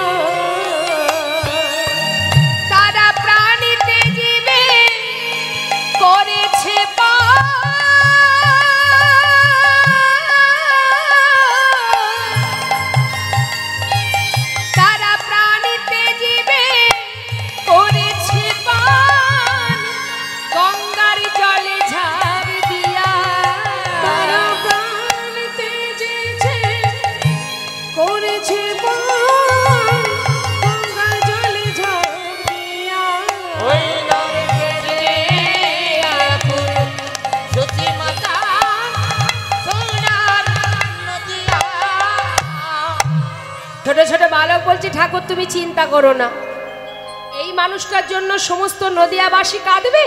শোনো ঠাকুর, আমরা তোমায় কথা দিলাম, এই মানুষটাকে আমরা শান্তিপুরের পথ দেখিয়ে দেব। ও ঠাকুর, তোমার ইচ্ছা তো পূর্ণ হবে, কিন্তু আমাদের আশা পূর্ণ করো। কি? ওই যে সোনার মানুষ দেখাও। গৌরহরিকে কাছে পেয়েও চিনতে পারেনি বাবা। তাই নিত্যানন্দ প্রভু বলছে, বালক রে, তোরা যার কাছে এত সময় বসেছিলি, যাকে ঘিরে তোরা হরিনাম করছিলি, ওরে তোরা শিশু বলে তাকে চিনতে পারিসনি। চেয়ে দেখ, ওই যে বসে আছে, যাকে এত সময় ধরে হরিনাম শ্রবণ করাচ্ছিলি, ওই সেই সোনার মানুষ, ওই সেই নদিয়ার চাঁদ সোনার গোড়া। চিনতে পারিসনি বাবা, চিনতে পারিসনি। হয়তো সেই মানুষ যার জন্য সমস্ত নদিয়াবাসী তারা গঙ্গার জলে নিজেদেরকে বিসর্জন করতে চলেছে। বাবা, এইটুকু উপকার আমার করে দে। ছোট ছোট বালক বলছে, ঠাকুর ওই সেই সোনার মানুষ। ও ঠাকুর, তুমি চিন্তা করো না, তুমি তুমি একটু ভেবো না, আমরা কথা দিচ্ছি, ওই আমরা একটু প্রভুকে ভালো করে দর্শন করে নিই, তারপরে আমরা বৃন্দাবনের পথ দেখাবো না, আমরা শান্তিপুরের পথ দেখিয়ে দেব। এখন আমরা আসি ঠাকুর, ভালো করে একবার প্রভুকে দেখে নিই। যা বাবা যা, আমার কথা যেন মাথায় থাকে। ঠিক আছে ঠিক আছে। নিতাই চাঁদের চরণে প্রণাম করে সমস্ত বাচ্চারা ছুটতে ছুটতে গৌরহরির কাছে এসে প্রভুর বদনটা এক দৃষ্টিতে তাকিয়ে দর্শন করছে। এমন সময় গৌরহরি বলছে, কিরে বালক, তোরা এত সময় কোথায় ছিলি? বেশ তো হরিনাম গাইছিলি, কোথায় গিয়েছিলি তোরা? আমায় একটা কথা বলবি? কি? বল না বাবা। কত দূরে যাব? বৃন্দাবনে। কোন পথে যাব? ও ঠাকুর, তুমি বৃন্দাবনে যাবে? এসো এসো এসো এসো। কোথায় ডেকে নিয়ে গেল জানেন মা? যখন বলছে, ও ঠাকুর শোনো, বৃন্দাবনে যাবে তো? বৃন্দাবনের পথ কিন্তু দেখায়নি মা, শান্তিপুরের দিকে আঙুলটা দেখিয়ে বলছে, ও ঠাকুর এই পথে যাও ঠাকুর, এই পথে, এই পথে যাও ঠাকুর, এই পথে, ও তুমি এই পথে যাও ঠাকুর, এই পথে। শ্রী বৃন্দাবন যমুনা পুলিন, শ্রী বৃন্দাবন যমুনা পুলিন, বৃন্দাবন যমুনা পুলিন, বৃন্দাবন যমুনা পুলিন।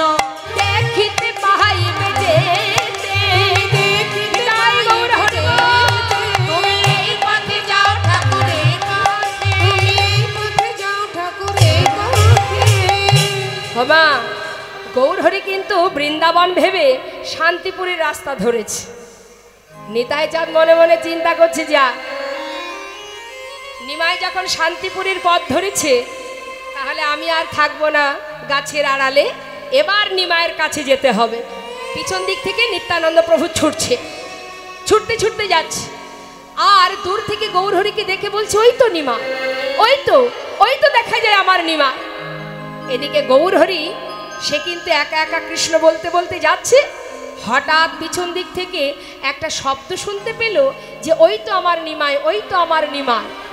এই কথাটা শুনবা মাত্রই গৌরহরি মুখে পিছন দিকে না তাকিয়ে মুখে বলছে, ধরতে আমায় পারবে না গো, ধরতে আমায় পারবে না গো, যাব মধুর বৃন্দাবন।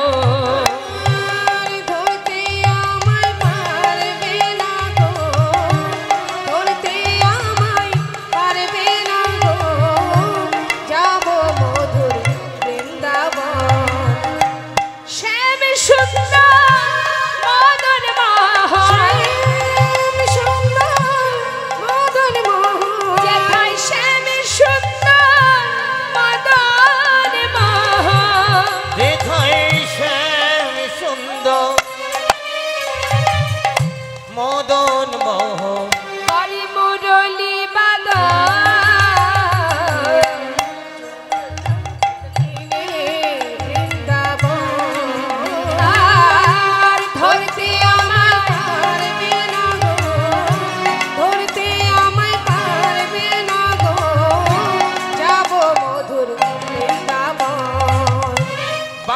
কেঁদে দেখেছে মোরে মোরে মোরে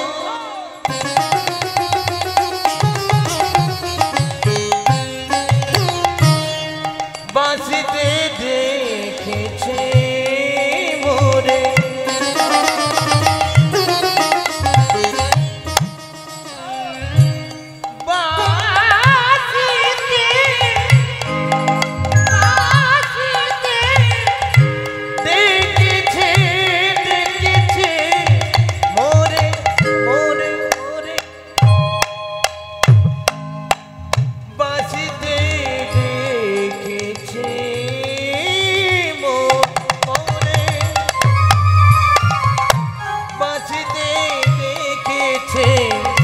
দেখেছে মোরে বাঁশিতে দেখেছে মোরে বাঁশিতে বাঁশিতে বাঁশিতে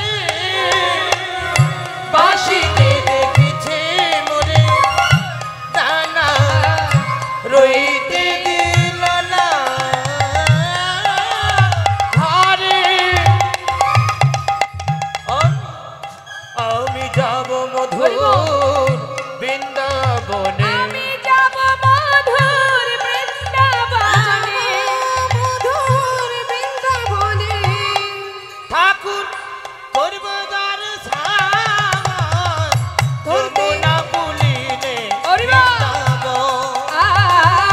ধরতে আমায় পারবে না গো, ধরতে আমায় পারবে না গো। আমি যাব মধুর বৃন্দাবনে কি বলে তুমি যেই হও আমাকে ধরতে পারবে না, আমি যাচ্ছি বৃন্দাবনে। নিত্যানন্দ প্রভু মনে মনে চিন্তা করছে, নিমাই তোর পিছনে পিছনে গেলে হবে না, এবার তো সামনে গিয়ে দাঁড়াবো। কি করেছে জানেন মা, এত সময় তো নিতাই চাঁদ পিছনে পিছনে যাচ্ছিলেন, যেই না দেখেছে যে নিমাই দ্রুত গতিতে ছুটছে, এবার নিতাই চাঁদ ছুটতে ছুটতে একেবারে নিমাইয়ের সামনে এসে দাঁড়িয়েছে। যেই না দাঁড়িয়েছে গৌরহরি থমকে দাঁড়ালেন। কে কে তুমি? আমার সামনে এসে বাধা দিলে, তুমি কে? নিত্যানন্দ প্রভু বলছে, অনিমাই দুদিন সন্ন্যাসী হয়েছিস বলে নিজের দাদাকেই চিনতে পারছিস না? দাদা তুমি? তুমি তো শ্রীপাদ নিত্যানন্দ, হে থাকে না আগমন। শ্রীপাদ কহে, অনিমাই তোর সঙ্গে আমি যাব বৃন্দাবন। যাব বৃন্দাবন। আচ্ছা দাদা তুমি বৃন্দাবনে যাবে? যাক। জানো দাদা, আমি না ঠিক পথ চিনি না, তুমি যদি একটু আমাকে পথ দেখিয়ে নিয়ে যাও। নিত্যানন্দ প্রভু বলছে, নিশ্চয় আর আমার সঙ্গে। দুই ভাই যাচ্ছে বাবা। কিছুটা পথ যাবার পর গৌরহরি জিজ্ঞাসা করছে, প্রভু কহে আর কত দূর আছে বৃন্দাবন? এবার নিতাই চাঁদ কি বলছে? শ্রীপাদ কহে, এই তো যমুনা তুমি করো দর্শন। তুমি করো দর্শন। কোথায় নিয়ে গেছে জানেন বাবা? কালনার ঘাটে। কালনায় গিয়ে পৌঁছালো, আর কালনায় গিয়ে ওই কালনার ঘাটে গিয়ে বলছে, অনিমাই এই দেখ, এই হলো যমুনা, দর্শন কর। হ্যাঁ, কাকে দেখালো? গঙ্গাকে। দর্শন কর, এই হলো যমুনা। যেই না বলেছে যমুনা, গৌরহরি কিন্তু যমুনা ভেবে এক পা দু পা করে জলে নেমেছে।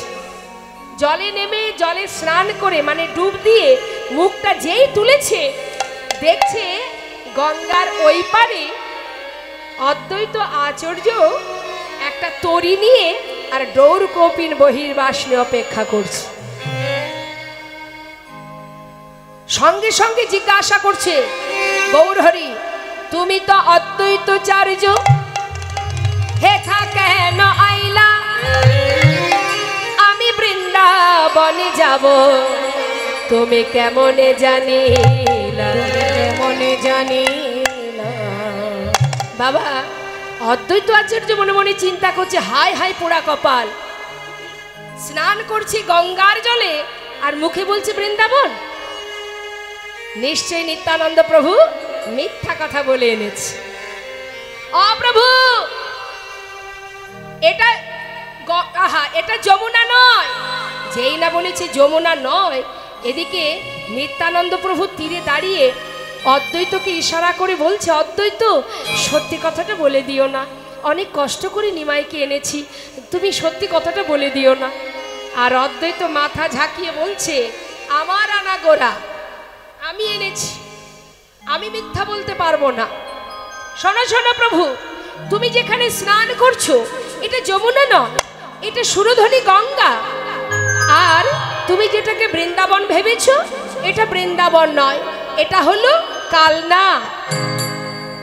যেই না বলেছে বাবা, নিতাই চাঁদ তীরে দাঁড়িয়ে আছে, মনে মনে বলছে, অদ্বৈত এত করে বারণ করলাম তাও সত্যি কথাটা বলে দিলে তুমি। গৌরহরি বলছে, দাদা এ তুমি কি করলে দাদা, তুমি তুমি আমায় মিথ্যা কথা বললে। আহা, নিতাই চাঁদ ভাবছে, নিমাই আমি তোর দাদা, আমি তোকে মিথ্যা বলবো কি করে বল, বলনি? আচ্ছা দাদা, যদি তাই না হবে তাহলে এই সুরধনী গঙ্গা কি করে যমুনা হলো? নিতাই চাঁদ মনে মনে চিন্তা করছে, নিমাইকে বোঝানোর ক্ষমতা আমার আছে। শোন নিমাই, আমি যা বলেছি মিথ্যা কিছু বলিনি ভাই। কেন জানিস? গঙ্গা যমুনা বহে হয়ে একাধার, পশ্চিমে যমুনা বহে পূর্বে গঙ্গাধার। অতএব পশ্চিমে তুমি করিলা স্নান, ইহাতে হইল ভাই যমুনা প্রমাণ। ওমা মানে কি বললেন? শান্তিপুর হচ্ছে পূর্ব দিক আর কালনা হলো পশ্চিম দিক। অর্থাৎ নিমাই তুমি তো পশ্চিম ঘাটে স্নান করেছো, তাই এখান থেকে প্রমাণ হলো যে এটা যমুনা। আর পূর্ব দিক যেটা হলো শান্তিপুর, যেদিকে বয়ে যায় গঙ্গা। বেশ, এটা না হয় মানলাম দাদা, তাহলে এবার বলো কালনা কি করে বৃন্দাবন হবে? কেন নিমাই? সহজ ব্যাপার। শোন শোন, বাড়ি দকে বাড়ি ছাড়া কামিনী কি জ্যোতি হারা, বাড়ি দোকে বাড়ি ছাড়া কামিনী কি জ্যোতি হারা, বাড়ি দোকে বাড়ি ছাড়া কামিনী কি জ্যোতি হারা, প্রেম কি প্রীতি ছাড়া রহে, প্রীতি ছাড়া রহে, প্রেম কি প্রীতি ছাড়া রহে। অনিমা কথাটা ভালো করে বোঝ। বাড়ি দকি বাড়ি ছাড়া দামিনী কি জ্যোতিহারা। ওমা বাড়ি মানে কি?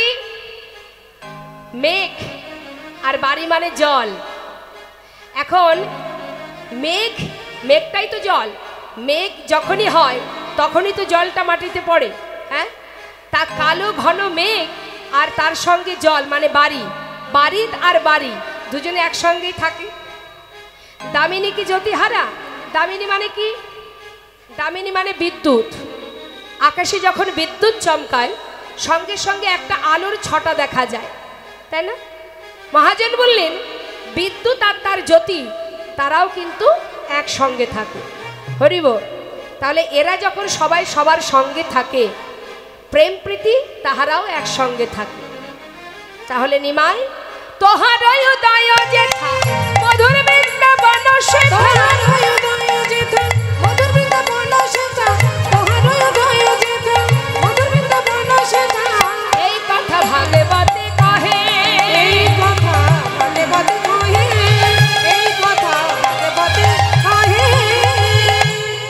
এই তো মধুর শ্রী বৃন্দাবন, এই তো মধুর শ্রী বৃন্দাবন, যেথায় তোমার হয় আগমন, সেই তো মধুর শ্রী বৃন্দাবন, যেথায় তোমার হয় আগমন, এই তো মধুর শ্রী বৃন্দাবন, যেথায় তোমার হয় আগমন, এই তো মধুর শ্রী বৃন্দাবন, এই তো মধুর শ্রী বৃন্দাবন।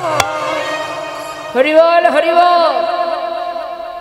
অদ্বৈত আচার্য প্রভু দুই ভাইকে নিজের ঘরে নিয়ে এলেন। মা আনবার পর মা সীতা ঠাকুরানী দুই ভাইকে সেবা দেবে বলে নানাবিধ ব্যঞ্জন রন্ধন করেছে। কেন? নিতাই গৌর দুই ভাইকে সেবা দেবে। এদিকে হলো কি দেখুন, সেবা দিচ্ছে। গৌর হরি বলছে, অদ্বৈত এত কিছু আয়োজন করেছো, কি করে সেবা করব বলো? হ্যাঁ, ও প্রভু সবার দ্বারে দ্বারে ভিক্ষা করি, কোনো রকমে আয়োজন করেছি, সেবা তো তোমাকে করতেই হবে। নিতাই চাঁদ মনে মনে চিন্তা করছে যে খেতে চাইছে না তাকে বারবার সাধছে, কিন্তু আমিও তো নিমাইকে পাবার জন্য 3 দিন পথে পথে ঘুরেছি, কই আমাকে তো একবারও সাধছে না। নিত্যানন্দ প্রভুর একটু রাগ হয়ে গেছে মা। সে কি করেছে, এক মুষ্টি পারস নিয়ে বলছে, অদ্বৈত কি খাওয়া খাওয়াইলে পেটে না ভরিল, এক মুষ্টি প্রসাদ নিয়ে অদ্বৈতের মুখে ছুঁড়ে দিল, অদ্বৈতের মুখে ছুঁড়ে দিল। হরি বল হরি বল। ও মা কি করেছে দেখুন,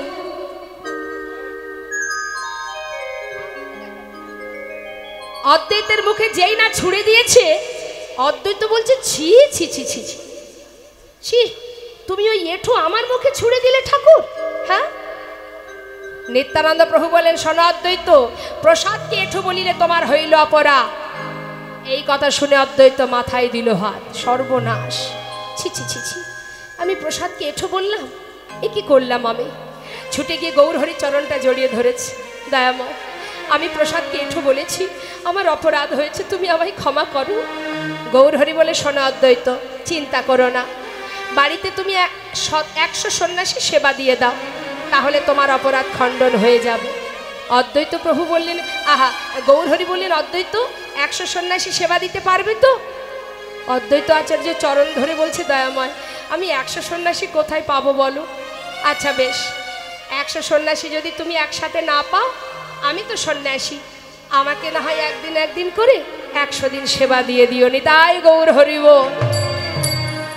করজোড়ে বলছে, দয়াময় এ তুমি কি বললে, 100 দিন কেন, তুমি আশীর্বাদ করো আমি যেন সারা জীবন যুগে যুগে, হে দয়াময়, যেন তোমায় সেবা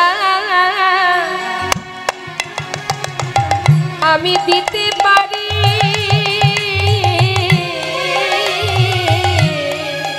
যেন তোমায় সেবা আমি দিতে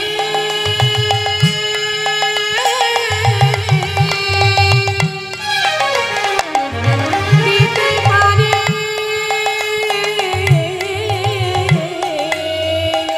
শুধু এ জন্মে না,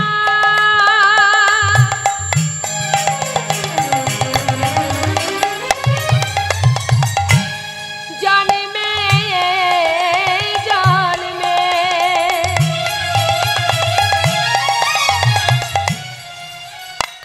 যেন তোমায় সেবা আমি দিতে পারি, শুধু এ জানবে না,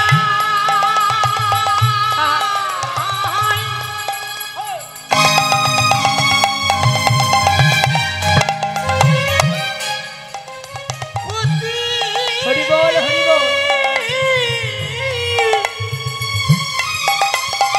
প্রতি জন্মে জন্মে আমি তোমার সেবা করিতে পারি। তুমি এই আশীর্বাদ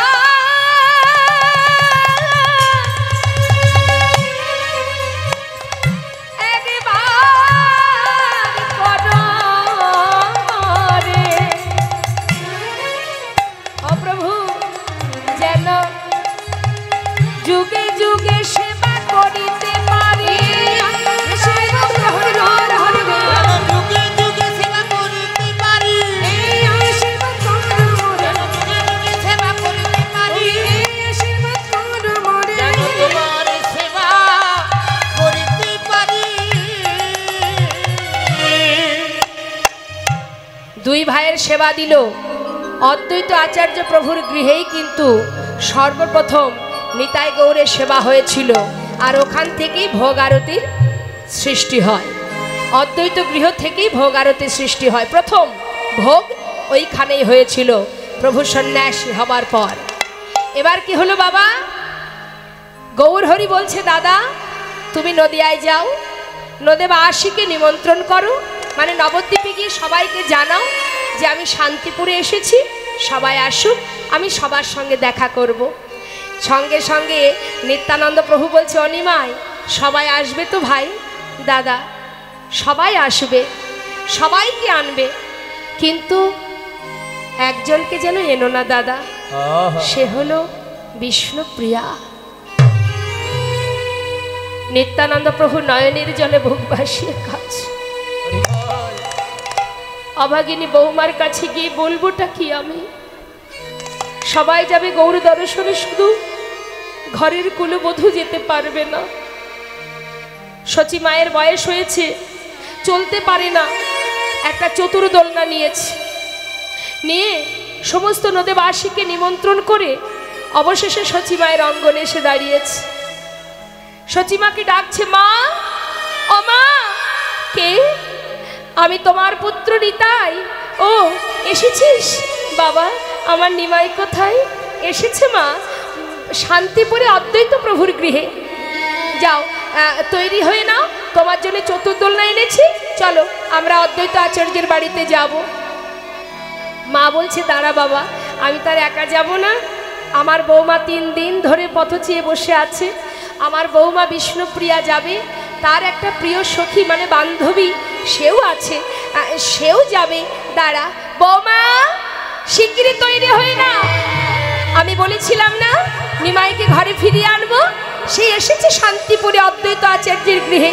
চলো চলো, আমি তুমি দুইজনে গিয়ে নিমাইকে ঘরে নিয়ে আসি। বিষ্ণুপ্রিয়া তার প্রিয় সখী কাঞ্চনাকে বলছে, সই আমাকে সুন্দর করে সাজিয়ে দে, আজ আমি প্রভু দর্শনে যাব। 3 দিন তাকে দেখিনি, যেন মনে হয় 3 জনম তাকে দেখিনি। সাজিয়ে দে কাঞ্চনা, আমাকে ভালো করে সাজিয়ে দে। কাঞ্চনা সখী সাজাচ্ছে বিষ্ণুপ্রিয়াকে। এদিকে নিতাই চাঁদ মনে মনে চিন্তা করছে, সর্বনাশ, সবাই যেতে পারবে কিন্তু বিষ্ণুপ্রিয়ার তো যাওয়া হবে না, এখন হবে কি উপায়? আবার ডাকছে, ও মা, মা। মা বলছে, কি রে, বারবার ডাকলে আমি তৈরি হব কখন? মা একটা কথা শোনো মা, নবদ্বীপে সবাই যাবে ভাইকে দেখতে, কিন্তু একজনের তো যাওয়া হবে না মা। কার যাওয়া হবে না? কে সেই অভাগা? ও মা, সে আর কেউ নয় মা, আমাদের ঘরের কুলবধূ বিষ্ণুপ্রিয়া। কি বললি নিতাই? আমার বৌমা যাবে না? তাহলে এসেছিস কেন? যেখানে আমার বৌমা যেতে না পারবে সেখানে তো আমি যাব না। যে ছেলে মাকে কাঁদিয়ে চিরতরে চলে যেতে পারে, এই অভাগিনী বৌমাকে আমি সান্ত্বনা দিয়ে রেখেছি। শোন নিতাই, নিমার জন্য কাঁদতে কাঁদতে আমি পাষাণ হয়ে গেছি। আজ যদি নিমাইকে দেখতে নাও যাই আমার কোনো দুঃখ নেই, তবে একটা অভাগিনীকে কাঁদিয়ে আমি নিমাই দেখতে যাব না। যা, যেখান থেকে চতুর্দোলনা এনেছিস সেইখানে চলে যা। বিষ্ণুপ্রিয়া ঘর থেকে মায়ের সব কথা শুনেছে। ধীরে ধীরে সুন্দর করে সেজেছে বাবা, বধূকে দেখতে যাবে, আহা প্রভুকে দেখতে যাবে, মনের আনন্দে সাজছে। হঠাৎ সচিমায়ের কথাগুলো শুনে এবার বিষ্ণুপ্রিয়া বাইরে এসে বলছে, মা, চোখের জল মুছে, মাকে বুঝতে দিচ্ছে না। মা তুমি কেন যাবে না? আমি তোমার সব কথা শুনেছি মা। শোনো, তোমার সন্তান কতদিন তার মাকে দেখেনি, তুমি কতদিন তোমার সন্তানকে দেখনি। মা আমার চিন্তা করো না, আমাকে দেখলে হয়তো তার নামে বিঘ্ন ঘটবে, তার ধর্মের পথে বিঘ্ন হবে, তাই হয়তো সে আমাকে দেখতে চায় না। মা তুমি দুঃখ পেও না, তুমি ফিরে এলে আমি তো জানতে পারবো তো সে কেমন আছে, কোথায় আছে, কিভাবে আছে। এসো মা, আমার হাত ধরো, আমি তোমাকে চতুর্দোলনায় তুলে দিই। বিষ্ণুপ্রিয়া মা সচিমায়ের হাতটা ধরে চতুর্দোলনায় তুলে দিলেন। সচিমা বলছে, কাঞ্চনা তুই একটু বৌমার কাছে থাক, আমি নিমাইকে দেখেই চলে আসব, একটুও দেরি করব না। চলে গেল সচিমা। যতদূর দেখা যায় এক পলকে প্রিয়া তাকিয়ে আছে, প্রভুকে দর্শন করতে যাচ্ছে। সমস্ত নদিয়াবাসী তারা সবাই যাচ্ছে মনের আনন্দে, দুটি বাহু তুলে হা গৌর গৌর বলতে বলতে ছুটছে। আর বিষ্ণুপ্রিয়া পথের ধারে দাঁড়িয়ে কাঞ্চনা সখীর গলাটা জড়িয়ে ধরে বলছে, কাঞ্চনা, আমি বড় অভাগিনী রে। নদীবাসী সবাই গেল প্রভুকে দেখতে, কিন্তু আমার ভাগ্যে হলো না।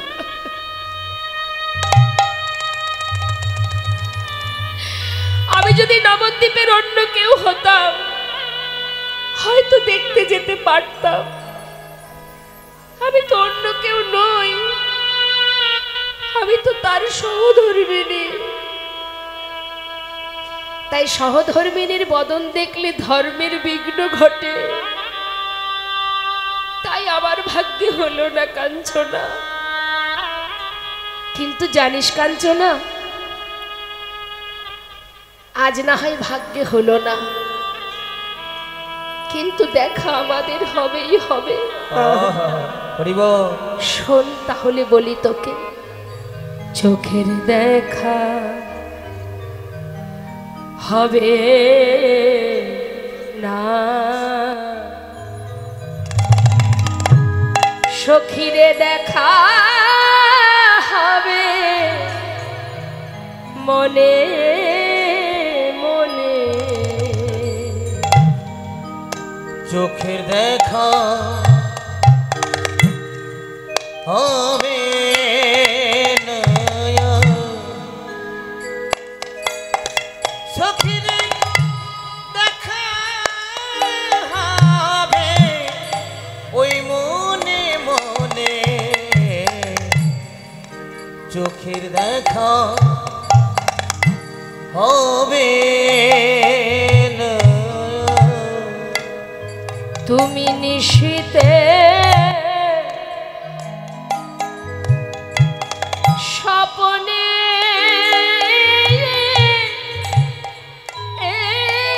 এসো, তুমি নিশীতে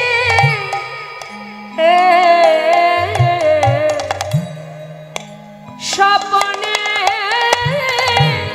এসো, প্রভু রব আমি, ওগো প্রভু রব আমি, নিশি জাগরণে। চোখের দেখা হবে না, শুধু দেখা হবে মনে মনে। চোখের দেখা হবে না, সবই কেড়ে লয়ে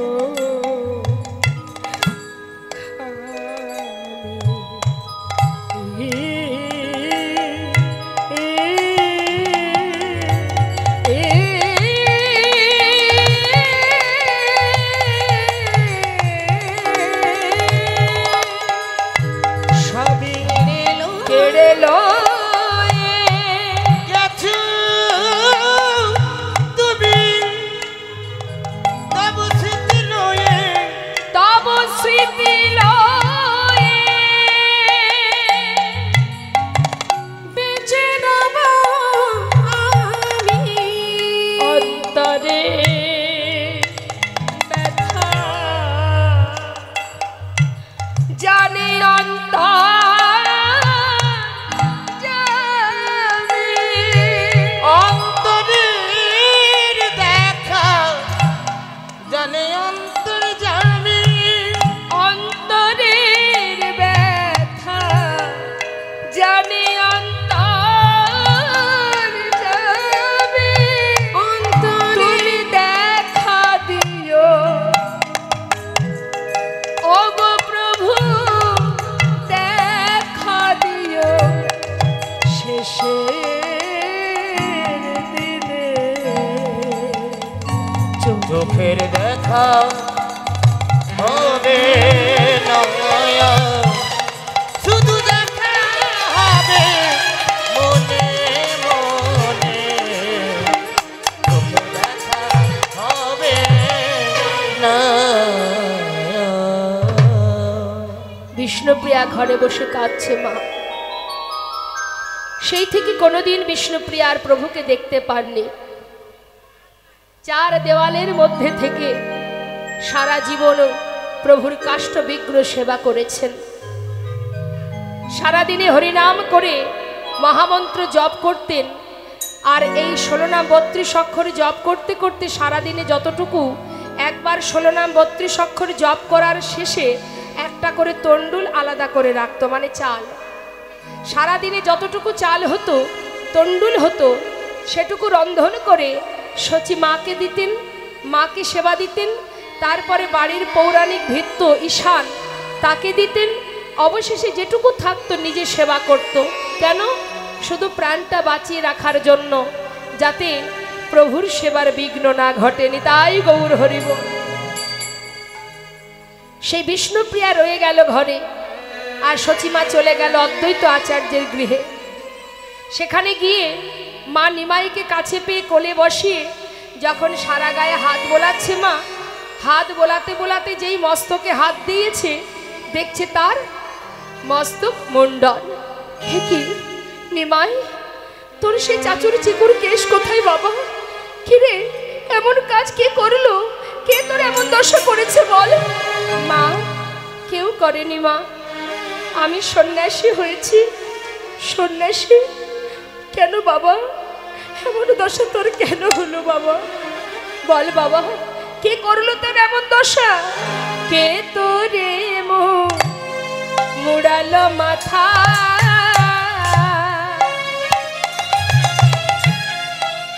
পরালো কপিল গাথা। কে তো দেমু মোড়ালো মাথা, পরালো কপিল গাথা। ওরে নিমাই রে, নিমাই রে,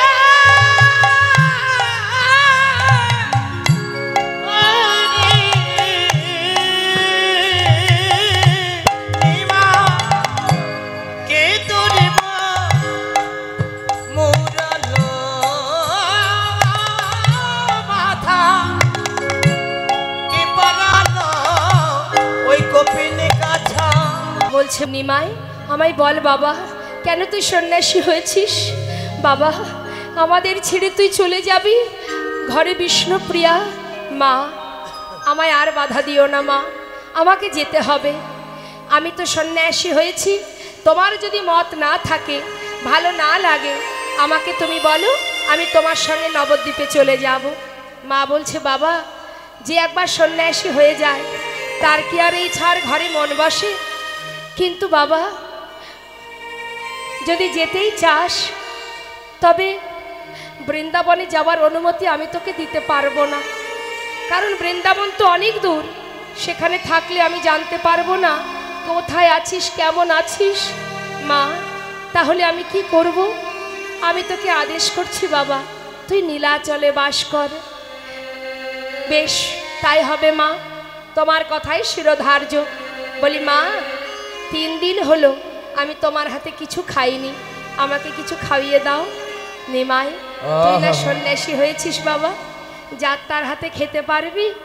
তুমি যে কি বলো না মা, আমি যাদের জন্য সন্ন্যাসী হয়েছি তাদের কাছেই থাক না, কিন্তু তোমার কাছে সন্তান ছিলাম, আজও আছি, ভবিষ্যতেও থাকবো। শোনো মা, 4 স্থানে আমি যুগে যুগে বাধা থাকবো।